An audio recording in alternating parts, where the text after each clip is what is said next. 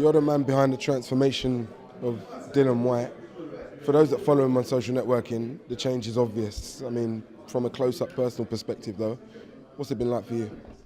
Yeah, it's been a pleasure working with a character like Dillian Whyte.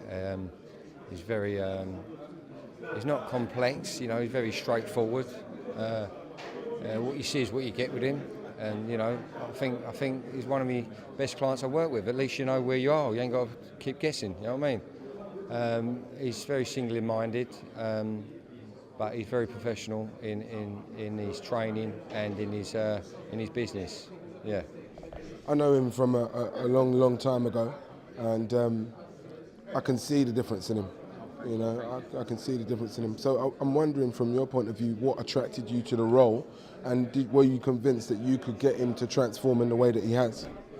Yeah, well, he phoned me, Dillian. He phoned me, and I had a look at him. I knew of Dillian, and yeah, I had a look at him, and I told him, you know, what I think, where I think not he's going wrong, what I can add to him, and do you know what? When I've been with him a lot since I've trained him, it's nice to hear people like yourself saying you can see the transformation.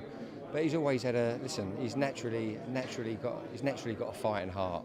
He's got skill. He's got a great fighting brain, if you know what I mean. Can read a fight well. His temperament. He's 28 years old. His temperament can be a little bit. It's work in progress. His temperament's a work in progress, but at least he's got that fighting temperament. You know, you can't put that in some fighters. So he's got that fighting temperament. He's got to choose his moments.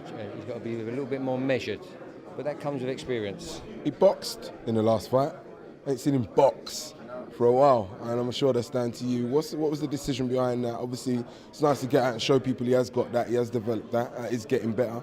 But was that it for you, or did you just want him to go out and approach the fight differently? He could have made it. He could have locked arms with him at times, and during that fight, I did say to Dillian on about 2 or 3 occasions, "Now listen, he's wilting a little bit. This Alan's wilting a little bit. Just give it to him. Stand and plant and give it to him, but don't empty your tank." And he tried that, and he tried it, and he did. He tried it well. He was a tough old boy, Dave Allen. So he got back on his boxing. Got behind the old jab and had a bit of fun. Got some rounds under his belt. How long? I mean, for me, what he's doing right now is the right thing. Cleaning house, your own backyard, own it, and leave no questions about the fact that maybe apart from Anthony Joshua, you're the man. How many more fights like this do you see him happening? Obviously, I expect him to get past Lewison. He hasn't done it yet, but I expect him to do that. But how many more fights like this do you expect him to have once he captures the title? Well, do you know what? To be honest with you, I like to take one fight at a time. And Whyte Lewison, listen, he ain't got a bad jab. He's 34 years age, and as an heavyweight, I think, you know, he's got that going for him. Do you know what I mean? A bit more measured, a bit more mature. But we've got to be careful. You know what I mean? We've got to get the chin down and box clever against Whyte Lewison. Box, fight clever, and let's get this job out of the way. And then I've got my own thoughts about what you just said, but you're not sharing them with us yet. No, I want to get one fight done at a time.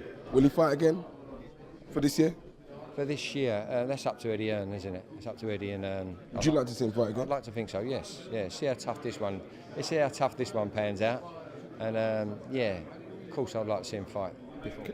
Carry on the good work, mate. Thanks for your time. Appreciate it. No worries.